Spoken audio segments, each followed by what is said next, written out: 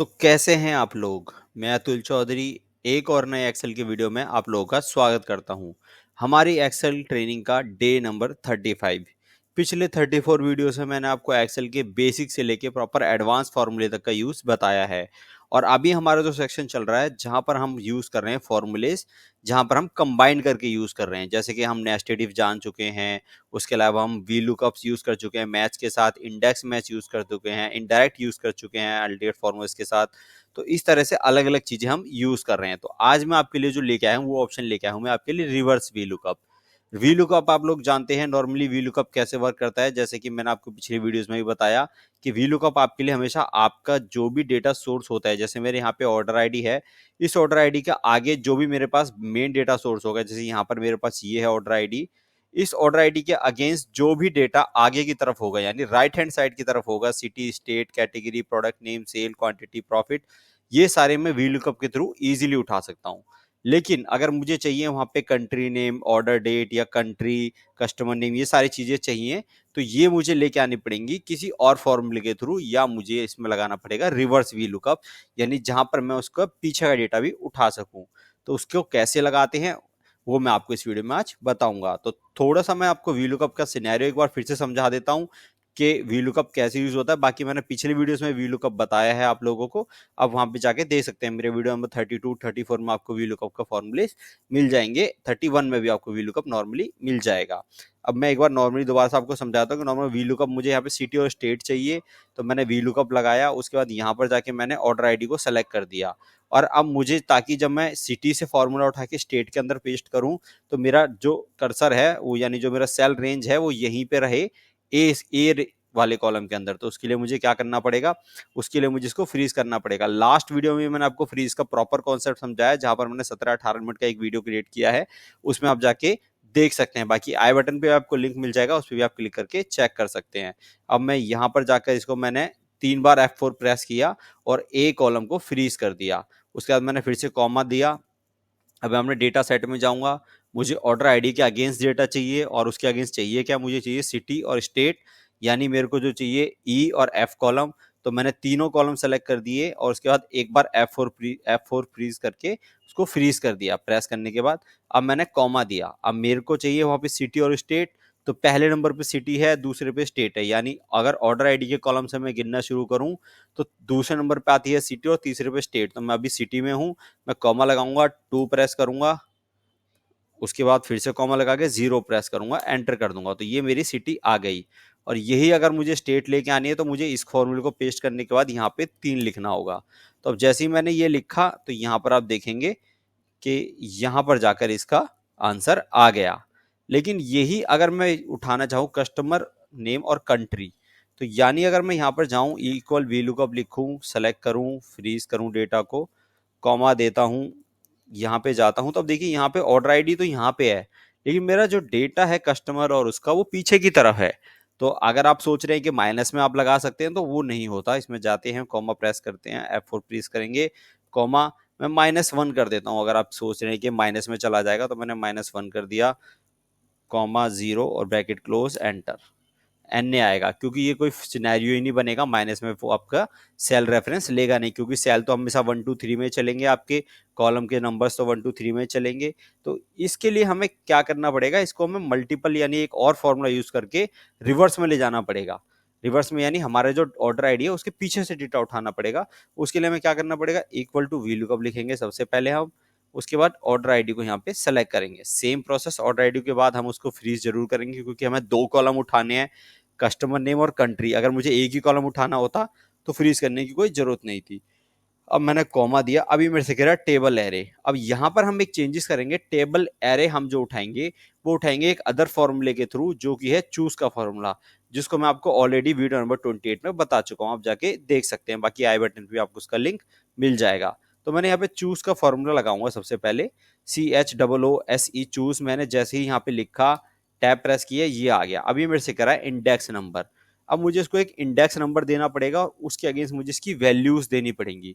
तो index number जब भी हम चूज के फॉर्मूले में देंगे, क्योंकि हमें अलग अलग कॉलम्स उठाने हैं, तो हम इसको करली ब्रैकेट के अंदर देंगे। करली ब्रैकेट के जो ऑप्शन होते हैं वो आपके आएंगे शिफ्ट के साथ प्रेस करने के, पी के साइड में आपको एक बटन दिखेंगे, 2 बटन, उनको आप प्रेस करेंगे, ये होते हैं कर्ली ब्रैकेट। जैसे आपने कर्ली ब्रैकेट लगाया, उसके बाद आप इनके बीच में आएंगे। अब आपको कितने कॉलम का डेटा चाहिए, अगर मैं देखूं तो एक ऑर्डर आईडी हो गई, दूसरा कस्टमर नेम होगा, तीसरा होगी कंट्री।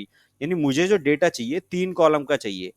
ठीक है, तो मैं उसके बाद यहाँ पे कॉमा 1, कॉमा 2 और कॉमा 3, मैंने इस तरह से 3 कॉलम यहाँ पर इंडेक्स नंबर बना दिए।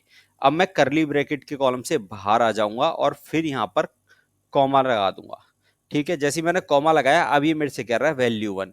तो वैल्यू 1 मेरी क्या है, सबसे पहले मैंने वहां पे 3 नंबर दे दिए कि पहला नंबर ये होगा, दूसरा ये होगा, तीसरा ये होगा। यानी मैंने अपने हिसाब से करली ब्रैकेट के अंदर जाके डिसाइड कर दिया कि जो मैं पहले नंबर पे सेलेक्ट करूंगा वो पहला 1 होगा, दूसरे पे सेलेक्ट करूंगा दूसरा, और तीसरे पे तीसरा। तो अब मैं क्या कर सकता हूं, मैं डेटा सेट में जाके, और यहाँ पर जो मेरे पास डेटा सेट की शीट है, इसमें जाके मैं यहाँ पर ऑर्डर आईडी है उसको मैंने 1 दे दिया। अब मैंने 1 दिया और F4 फ्रीज करके उसको फ्रीज कर दिया, F4 दबाने के बाद फ्रीज हो गया वो। अब मैंने कॉमा दिया। अब वो मेरे से कह रहा है वैल्यू 2 बताइए आप। वैल्यू 2 यानी अब मुझे क्या चाहिए, वहां पे दूसरे नंबर पे चाहिए मुझे कस्टमर नेम, बी कॉलम में है। तो मैंने यहाँ पे कस्टमर नेम को पूरा सेलेक्ट किया, फिर से मैंने F4 प्रेस किया और उसके बाद फिर से कॉमा लगा के अब थर्ड वैल्यू पूछ रहा है। तो थर्ड वैल्यू मैंने यहाँ पे फिर से सी, कंट्री मेरी थर्ड वैल्यू है, F4 प्रेस कर दिया। बस मेरी 3 ही कंडीशन है, अगर और कंडीशन होती तो मैं ऐसे ही कॉमा देता और करली ब्रैकेट्स के अंदर ऐसे ही नंबर बढ़ा सकता था, कॉमा लगा के 4, कॉमा लगा के 5, और उसी की तरह यहाँ पे वैल्यूज में वैल्यू 4 वैल्यू 5 सेलेक्ट कर सकता था। और उसके बाद मैंने इस ब्रैकेट को यहाँ से क्लोज कर दिया। अब मेरा इतना काम हो गया। अब ये एक डेटा सेट रेडी हो गया। ठीक है, मेरा यहाँ पर जो है रेडी हो गया डेटा सेट। अब मुझे करना क्या है, अब मुझे बाहर आना है। अब मुझे यहाँ पर जाकर कॉलम नंबर देना है, कॉलम इंडेक्स नंबर, जो नॉर्मली वीलुकअप में हम देते हैं। तो अब यहाँ पे हुआ क्या, मैं पहले एक बार 2 लिखता हूँ क्योंकि मुझे दूसरा कॉलम उठाना है कस्टमर नेम का। मैंने 2 लिखा, उसका ब्रैकेट क्लोज करने से पहले 0 दूंगा एग्जैक्ट मैच के लिए, और ब्रैकेट क्लोज और एंटर। तो जैसे ही मैंने एंटर किया कस्टमर नेम आ गया। अब इस वाली आईडी में कस्टमर नेम चेक कर लेते हैं एक बार। तो आप देखेंगे कस्टमर नेम एग्जैक्टली सेम आ रहा है इस वाली आईडी में। जो अगर हम यहाँ पे इसको पेस्ट कर लेते हैं लाके, और यहाँ पर भी इसके अंदर भी हम यहाँ पर जाकर पेस्ट करके कॉलम नंबर बढ़ा के 3 कर देते हैं, तो ये देखिए दोनों एग्जैक्टली मैच हो रहे हैं। तो ये हुआ क्या, मैं एक बार आपको सिनेरियो समझा देता हूँ दोबारा। तो इसको अभी हम समझेंगे बस इस वाले पार्ट को, कि चूज के फॉर्मूले हमारे लिए क्या किया। तो हमने क्या कह दिया चूज के फॉर्मूले के थ्रू, कि भाई हम अपने हिसाब से कॉलम को नंबर्स में अरेंज करेंगे, नंबर्स में अपने हिसाब से अरेंज करेंगे। तो उसके लिए मुझे क्या करना है, मैंने करली ब्रैकेट के अंदर नंबर लिख दिया कि भाई 1 2 3, मैं 3 कॉलम पे काम करने वाला हूँ। तो उसने समझा कि ठीक है भाई आप 3 कॉलम पे काम करोगे, वो 3 कॉलम कौन से मुझे बताओ। तो मैंने उसको कहा भाई डी कॉलम है वो मेरा पहला कॉलम है, ऑर्डर आईडी जिस जो मेरी है वो डी कॉलम के अंदर है। तो मैंने उसको कह दिया डी कॉलम मेरा पहला कॉलम है, उसके बाद बी कॉलम मेरा दूसरा कॉलम है यानी कस्टमर नेम, और सी कॉलम मेरा तीसरा कॉलम है। तो अब वो समझ गया कि उसको डेटा के अंदर जो काम कराना है, ऑर्डर आईडी पहले नंबर पे उसके लिए काम करेगी, फिर दूसरे नंबर पे उसके लिए कस्टमर नेम आ गया, तीसरे पे उसके लिए कंट्री का ऑप्शन आ गया। तो उसने क्या किया, ऑर्डर आईडी के अगेंस्ट वही सिनेरियो लगा कि उसके लिए ऑर्डर आईडी सबसे पहले है, तो ऑर्डर आईडी के अगेंस्ट उसने मुझे कस्टमर नेम और कंट्री लाके दे दी। और वही आगे अगर मुझे आगे पेस्ट करना था फॉर्मूला, तो मैंने फ्रीज करा होना चाहिए मेरे सेल्स को, और कॉलम नंबर मेरा थर्ड नंबर पे आ गया, तो मैंने थर्ड सेलेक्ट लिख के फॉर्मूला नीचे तक ड्रैग डाउन कर दिया। तो ये कुछ इस तरह से काम करता है आपका रिवर्स वीलुकअप का फॉर्मूला। क्या आ रहा है, वीलुकअप के डेटा मुझे लगाना वहां पे वीलुकअप ही है, लेकिन मुझे डेटा उठाना है रिवर्स में, यानी पीछे की तरफ से डेटा उठाना है। तो ये काम करके देता है मुझे चूज के साथ फंक्शन। ये क्वेश्चन आपको नॉर्मली यूजेस में, शायद अपने ऑफिस यूजेस में बहुत कम आएगा, लेकिन ये जरूर है कि ये फॉर्मूलाज आपसे इंटरव्यूज के टाइम में पूछ लिए जाते हैं। ये फॉर्मूला आपको डिस्क्रिप्शन में भी मिल जाएगा, शीट का लिंक आपको डिस्क्रिप्शन में मिल जाएगा, आप वहां जाके देख सकते हैं, वहां से शीट को डाउनलोड कर सकते हैं, यूज कर सकते हैं। बाकी फॉर्मूले में अगर समझने में आपको कोई और इशू लगे, आपको रिवर्स में समझ ना आया हो कि वी लुकअप कैसे होता है, तो आप मल्टीपल बार वीडियो जरूर देखें, आपको समझ आ जाएगा। अलग अलग सिनेरियोस पे डेटा पे लगा के देखिए। इसका सिंपल सिनेरियो वही है कि जहां पर आप कॉलम का जो रेंज देते थे, आपको इंडेक्स डिटेल देते थे, बस आपको वहां पे चूज का फॉर्मूला लगा के अपने हिसाब से कॉलम की रेंज शिफ्ट करनी है कि मेरा पहला, दूसरा और तीसरा कॉलम ये है। बाकी अगर फिर भी आपको कुछ दिक्कत आती है तो मुझे कमेंट में बताइए, मैं आपको इसमें जरूर हेल्प करूंगा।